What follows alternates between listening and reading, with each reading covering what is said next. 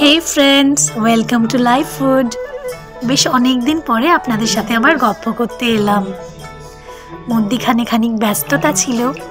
ব্যস্ততা তো থাকেই, তবে খানিকটা বেশি জড়িয়ে পড়েছিলাম কিছু কাজের মধ্যে, তাই আর আপনাদের সাথে গল্প করতে আসা হয়নি। তবে আপনাদের সাথে বেশি দিন গল্প না করলে মনের খোরাকটা পাই না, তাই আবার চলে এলাম। আপনাদের সাথে আজকে একটু শেয়ার করব আমার গঙ্গাবক্ষে বিহার ঠিক নয়, তবে গঙ্গার পাড় দিয়ে বেশ অনেকটা ট্রেন জার্নির একটা এক্সপিরিয়েন্স। প্রিন্সেপ ঘাটের যে স্টেশনটি পড়ে, খিদিরপুর প্রিন্সেপ ঘাট, এই স্টেশনগুলোর পাশ দিয়ে বা ওপর দিয়ে আমি ট্রেনে করে কিছুদিন আগে একটি জার্নি এক্সপিরিয়েন্স করলাম। যাচ্ছিলাম আমার বড় মাসির বাড়ি, এবং এই চক্র রেলের পথেই কিন্তু আমাদের ট্রেনটি যাচ্ছিল। যেতে যেতে মিলেনিয়াম পার্ক, বাগবাজারের ঘাট, এই স্টেশনগুলো তো পড়ছিলই। আর সবচেয়ে যেটা পাওনা ছিল, বড় পাওনা যেটা ছিল, সেটা হলো গঙ্গা নদী দেখতে দেখতে অনেকটা রাস্তা চলে যাওয়া। গঙ্গা নদী এবং তার চারিধারে প্রকৃতি, বাড়িঘরদোর, ভীষণ মনোরম লাগছিল। আর ঠান্ডা ঠান্ডা হাওয়া দিচ্ছিল গঙ্গার ধারে। ট্রেনের জার্নির কোনো ক্লান্তিই বোধ করছিলাম না। চারিদিকে সবুজ গাছপালা, পাখি আর গঙ্গার ধারে বেড়াতে আসা লোকজন দেখেই অনেকটা রাস্তা অতিক্রম করে ফেলছিলাম।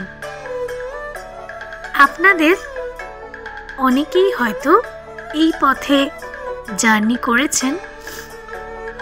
আমার এই নিয়ে দ্বিতীয়বার। এই যে দেখুন খড়ের গাদা, এইগুলো দেখাটাও বেশ একটা আলাদা অনুভূতি। সব সময় তো এরকম দেখা যায় না। আর কত মানুষ সন্ধেবেলায় এই গঙ্গার ধারে আড্ডা, চা, ভালোবাসার গল্পের আসর জমিয়েছে। বেশ ভালোই লাগছে। আর এইটি হলো গঙ্গার ধার দিয়ে মিলেনিয়াম পার্ক এরিয়াটি। আশপাশটা খানিক আরো পরিষ্কার করা দরকার বটে, কিন্তু মিলেনিয়াম পার্কটি খুব সাজানো গোছানো। আমি কোনোদিনও যাইনি মিলেনিয়াম পার্কে। এর আগের বারও এই ট্রেনে যাওয়ার সময় একবার দেখেছিলাম, এবারও তাই দু চোখ ভরে উপভোগ করছিলাম মিলেনিয়াম পার্কের সৌন্দর্য আর এত সুন্দর একটা থ্রিলিং পরিবেশ। আমার ছেলেমেয়েও এনজয় করতে করতে যাচ্ছিল, তবে ওরা খানিক ঘুমের ঘোরে ছিল বলে সিট ছেড়ে আর উঠছিল না। আর আমি একেবারে ফোনের ক্যামেরা অন করে দাঁড়িয়েছিলাম ট্রেনের দরজা থেকে একটু ভেতরের দিকে ঢুকে, না হলে আবার ফোনটা পড়ে যাওয়ার রিস্ক।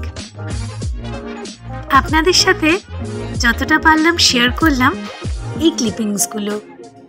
হয়তো আমার হাত অতটা ভালো না ভিডিওর, আস্তে আস্তে চেষ্টা করছি কিভাবে উন্নত করা যায় নিজেকে। এই দেখুন কি সুন্দর একটা হোটেল, একদম রেস্তোরাঁ বলা যায় এটা একটি, একদম গঙ্গার ধারে।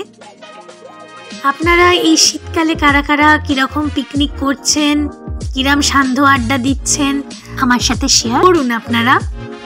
আর আমারও বেশ একটা পিকনিক হয়ে গেল সিজনের। আর এবার আসছে একটি বিয়ে বাড়ি, তারপরে আবার আছে একটি শর্ট ট্যুর। সব কিছুরই আপনাদের সাথে শেয়ার করব, সব কিছুর এক্সপিরিয়েন্স, সব কিছুর আনন্দ আপনাদের সাথে ভাগ করে নেব।